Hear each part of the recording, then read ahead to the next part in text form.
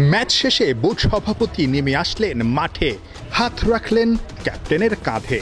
লিটনের hat trick series জয়ের শুভেচ্ছাই হয়তো জানিয়েছেন, কিন্তু বিসিবি বস এশিয়া কাপের প্রস্তুতিতে খুব খুশি কি হতে পারছেন?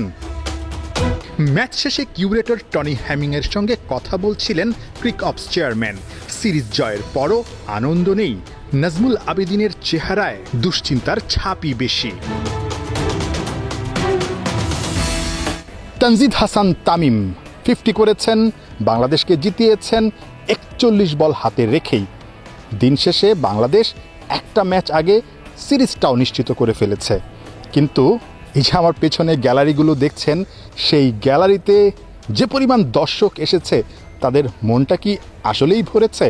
তাদের কথা না হলে বাদ দিলাম, ঠিক বাংলাদেশ দলে যারা আছেন অর্থাৎ ক্রিকেটাররা কিংবা কোচিং স্টাফরা, তাদের মনটা কি ভরেছে? এই সিরিজটাকে ধরা হচ্ছিল এশিয়া কাপের প্রস্তুতির মঞ্চ, সেখানে ভাগ্যটাও কিন্তু সহায় ছিল। অর্থাৎ বাংলাদেশ দল দুইটা ম্যাচেই কিন্তু টসও জিতেছিল। সেখানে সুযোগ ছিল প্রথমে ব্যাট করা, ব্যাটিং প্যারাডাইজ উইকেটে 200+ রান করার।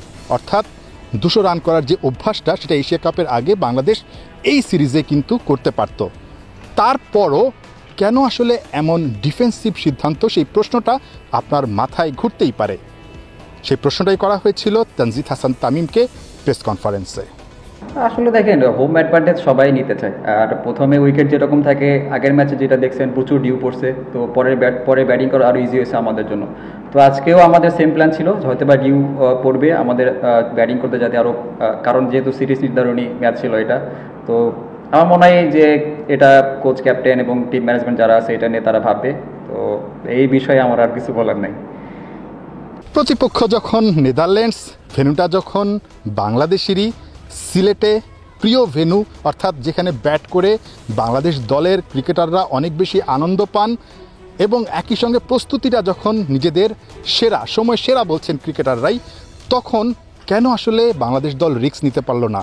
এখানেও কি আসলে কন্ডিশনের সুবিধা নেওয়াটা খুব বেশি দরকার ছিল, যখন কিনা সামনে এশিয়া কাপ ছিল? তানজিদ হাসান তামিমের কথায় বোঝাই যাচ্ছে তার হাতে বা ক্রিকেটারদের হাতে হয়তোবা সেই সিদ্ধান্তটা ছিল না। ক্যাপ্টেন বা টিম ম্যানেজমেন্ট সেই সিদ্ধান্তটা নিয়েছিল। বিশেষ করে এই ম্যাচে খুব সম্ভবত উইকেট বা ওয়েদারটা রিড করতে বাংলাদেশ কিছুটা হলেও ভুল করেছিল। যে টস জিতে আমরা ফিল্ডিং নিয়েছি কেন, এটা ক্যাপ্টেন, কোচ এবং টিম ম্যানেজমেন্ট ভালো বলতে পারবে। এটা নিয়ে আমি কিছু বলতে পারবো না। আর সব ম্যাচই আমাদের জন্য অনেক ইম্পর্টেন্ট, কারণ প্রত্যেকটা ম্যাচ ইন্টারন্যাশনাল ম্যাচ। এখানে কোনো ছোট বড় কোনো ভেদাভেদ নাই। এখানে সব টিমের সমান টি20তে যে যার দিনে ভালো ক্রিকেট খেলবে সেই উইন হবে। তো আমার মতে যে সামনে যে ম্যাচটা আছে, কারণ সামনে আমাদের এশিয়া কাপ, প্রত্যেক ম্যাচে যদি আমরা যেভাবে কন্টিনিউয়াসলি আমরা ভালো খেলতেছি, যদি আমরা এটা কন্টিনিউ করতে পারি, তাহলে আমাদের জন্য ভালো হবে এবং আমাদের কনফিডেন্সও বিল্ড আপ হবে। শেষ ম্যাচটা এখন শুধুই আনুষ্ঠানিকতার, কিন্তু বাংলাদেশ দলের জন্য আমার কাছে মনে হয় কিছুটা হলেও প্রাপ্তির হতে পারে। প্রথম দুইটা ম্যাচে যেখানে বাংলাদেশ টস জিতেও ব্যাটিং নেওয়ার সিদ্ধান্ত নিতে পারেনি বা নেওয়ার সাহসটা দেখাতে পারেনি, নিশ্চিতভাবেই শেষ টি20তে বাংলাদেশ যদি টস জিতে সেখানে ব্যাটিংটাই করতে চাইবে। কারণ এশিয়া কাপের আগে এই জায়গাটায়, অর্থাৎ বাংলাদেশ যেহেতু প্রথম দুইটা ম্যাচেই শুরুর দিকের ব্যাটাররাই জিতিয়ে দিয়েছে দলকে, মিডল ওভারে মিডল অর্ডার ব্যাটসম্যানরা কেমন করে, ফিনিশাররা কেমন করে, সেটা কিন্তু দেখার সুযোগ হয়নি। সো শেষ ম্যাচটাতে নিঃসন্দেহে ঠিক ওই জায়গাটাতেই উন্নতির ছাপটা দেখতে চাইবে বাংলাদেশ দল, টিম ম্যানেজমেন্ট।